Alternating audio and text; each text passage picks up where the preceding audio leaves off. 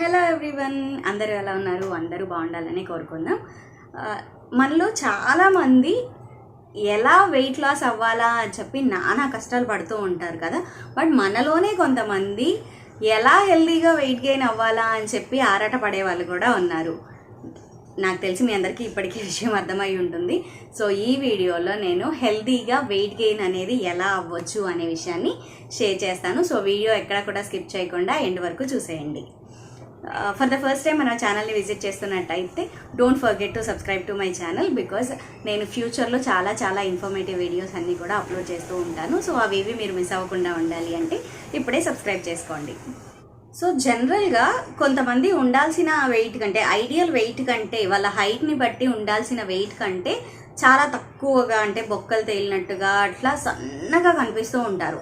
So వీళ్ళు ఎందుకు ఇలా ఉన్నారు అనే దానికి మనకి 2 రీజన్స్ ఉన్నాయి. ఒకటి వచ్చేసి ఏంటంటే జీన్స్. సో వాళ్ళ వారసత్వంలో ఎవరైనా, వాళ్ళ పెద్దవాళ్ళు ఎవరైనా సన్నగా ఉన్నట్లయితే వాళ్ళకు కూడా వచ్చే ఛాన్స్ ఉంటుంది. అది కాకుండా ఇంకేవైనా కొన్ని మెడికల్ కండిషన్స్ వల్ల వాళ్ళు సడన్గా వెయిట్ లాస్ అవ్వడం లేదా నిదానంగా సన్నగా అవుతూ ఉన్నారు అంటే మాత్రం ఒకసారి చెక్ చేసుకోవాల్సిన అవసరం ఉంది. ఎందుకంటే మెడికల్ కండిషన్స్ తీసుకున్నట్లయితే హైపర్ థైరాయిడిజం అటాక్ అయినా, లేదంటే ఏవైనా మెంటల్ ఇల్నెసెస్ లైక్ ఒత్తిడి, ఆందోళన ఇలాంటి వాటికి గురవుతున్నా కూడా కొంతమంది ఏమో వెయిట్ గెయిన్ అవుతుంటారు, కొంతమంది ఏమో వెయిట్ లాస్ అవుతూ ఉంటారు.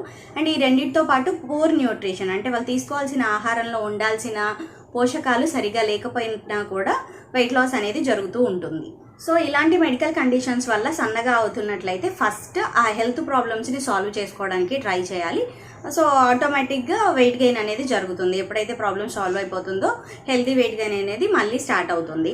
ఎటువంటి హెల్త్ ఇష్యూస్ లేకుండా జెనెటికల్గా ఆర్ వారసత్వంగా ఎవరైనా సన్నగా ఉన్న వాళ్ళైతే వాళ్ళు వాళ్ళ డైట్లో ఇప్పుడు నేను చెప్పబోయే చిన్న మార్పులు చేసుకోవడం వల్ల హెల్తీగా వెయిట్ గెయిన్ అవ్వచ్చు. బట్ ఈ వెయిట్ గెయిన్ అనేది ఆల్ ఆఫ్ సడన్ కూడా జరగకూడదు. చాలా నిదానంగా జరిగితేనే ఆ వెయిట్ అనేది అలా మెయింటైన్ అవుతూ ఉంటుంది. సో చాలామంది ఏంటంటే వెయిట్ గెయిన్ అయిపోవాలని చెప్పి విపరీతంగా జంక్ ఫుడ్, ప్రాసెస్డ్ ఫుడ్స్ అట్లా ఇష్టం వచ్చినట్టు తింటూ ఉంటారు. అంటే ఇన్స్టాంట్గా వెయిట్ గెయిన్ అవ్వాలి అని చెప్పి. బట్ అవేవి కూడా హెల్త్కి మంచివి కాదు. వాటి వల్ల వెయిట్ గెయిన్ అవుతారు, బట్ అదేంటి అంటే అన్వాంటెడ్ ఫ్యాటే వాళ్ళ బాడీ నుండా పేరుకుపోతుంది. సో అలా కాకుండా హెల్తీ ఫ్యాట్తో వెయిట్ గెయిన్ అవ్వడానికి చిన్న మార్పులు చేసుకుంటే సరిపోతుంది.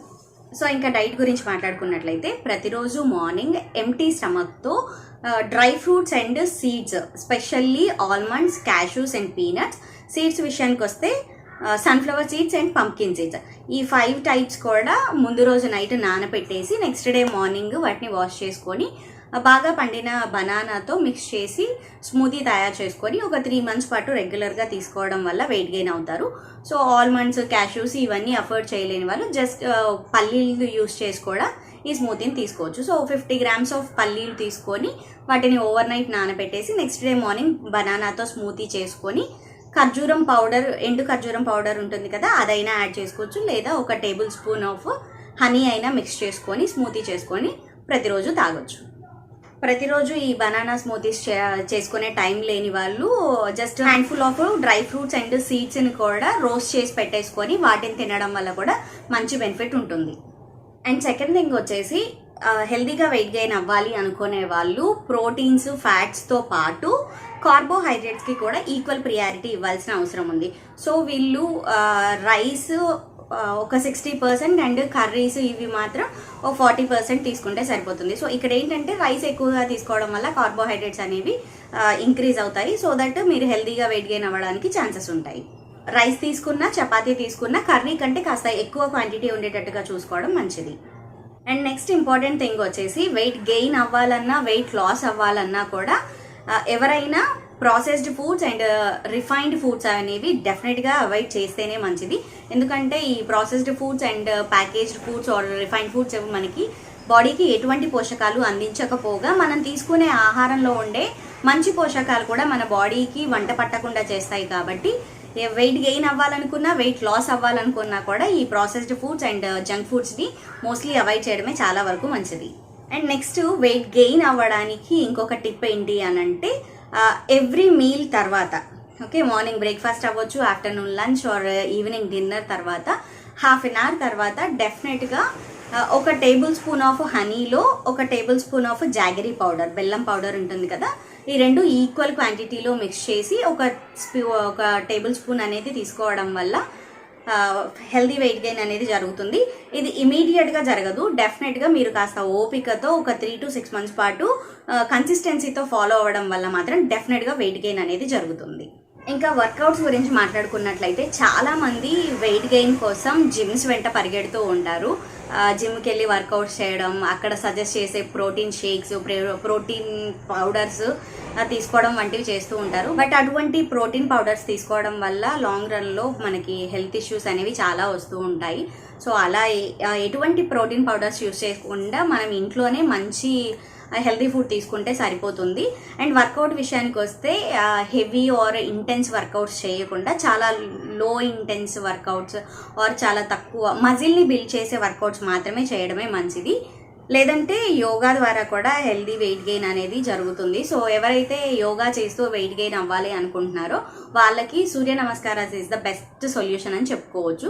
సో స్లో పేస్లో ఒక 3 to 6 sets of Surya namaskaras with proper breathing చేయడం వల్ల వితిన్ 3 to 4 monthsలోనే మీ muscle building and proper weight gain అనేది కూడా మీరు అబ్జర్వ్ చేయొచ్చు.